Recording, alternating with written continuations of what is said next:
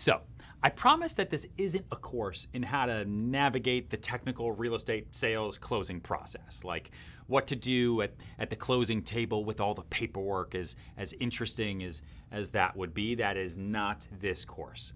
Instead, this is a course on the skills that you need to be a closer during that process, before that process, and after that process, and how to navigate the real human components in real estate. But it never hurts to take a moment to go back to basics. I made a lot of mistakes, okay?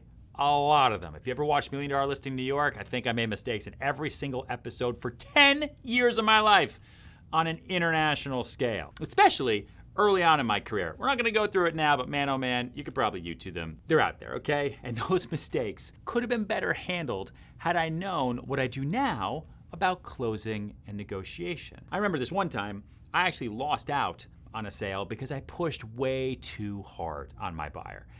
The seller's agent was being super aggressive with me, and so I zoomed in on the price and went to my buyer and was trying to convince him to go higher and just didn't handle it well, and I lost the deal and I lost the buyer because they felt pressured by me. They didn't feel like I was in their corner, and then I was upset at the listing agent for pushing on me, and then they were like, what happened to your buyer? Why are you upset about the deal? And the whole thing just blew up as a whole thing, okay? If I had had this course and known how to close from day one, I could have better predicted the issues with the seller's agent. I could have better prepared my buyer for the pressures that might be coming down the line. And man, it would have gone so differently today had I just known what I know now. But I'm happy to have made the mistake if it means that you all get to learn from it. Because past Ryan, who lost that deal, he's dead. It's over. That doesn't even exist anymore. I'm Ryan today. I've learned from it, so you don't have to. The process of closing, generally speaking, and this, of course, will change depending on your market, has typically 3 phases. Phase 1, the opening move. At this stage, a lot of your negotiation is going to be with your own client. Whether you're on the buyer or seller side, you will likely have to contend with someone who wants to spend less or make more money on the transaction. And your negotiation technique at this point is going to help establish and manage expectations for what comes next. This is something I do all the time when a buyer is getting ready to place an offer. They're going to decide what they think a place is worth. And it's your job as their broker to ensure that they are educated enough to understand the implications of the offer they're making. Phase 2, hurry up, wait, and watch for curveballs. At this point, it's a lot of hurrying up and waiting.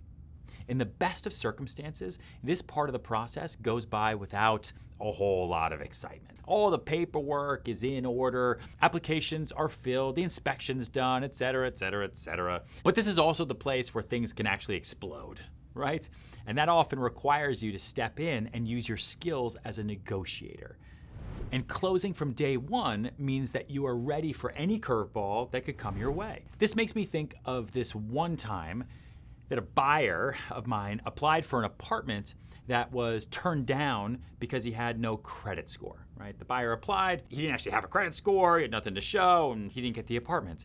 That was a fun one to navigate because I did not prepare that person for that part of the process. Phase 3, match point.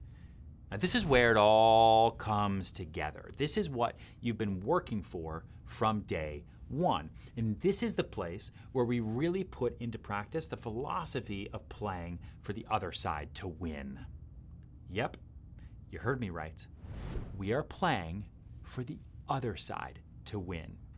It's what makes the game of negotiating the most different from any other game. When you're a football team, you don't want the other side to win. You're playing to win because that's how sports works. But in this business, right, in the negotiation of getting deals done, you need the other side to agree with you to get to the finish line, to get that touchdown. In this game, we've got a buyer and a seller coming together over one asset.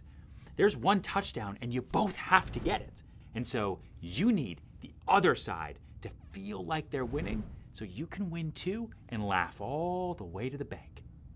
This is where nuance and creativity are some of your strongest assets, and this is the fun part.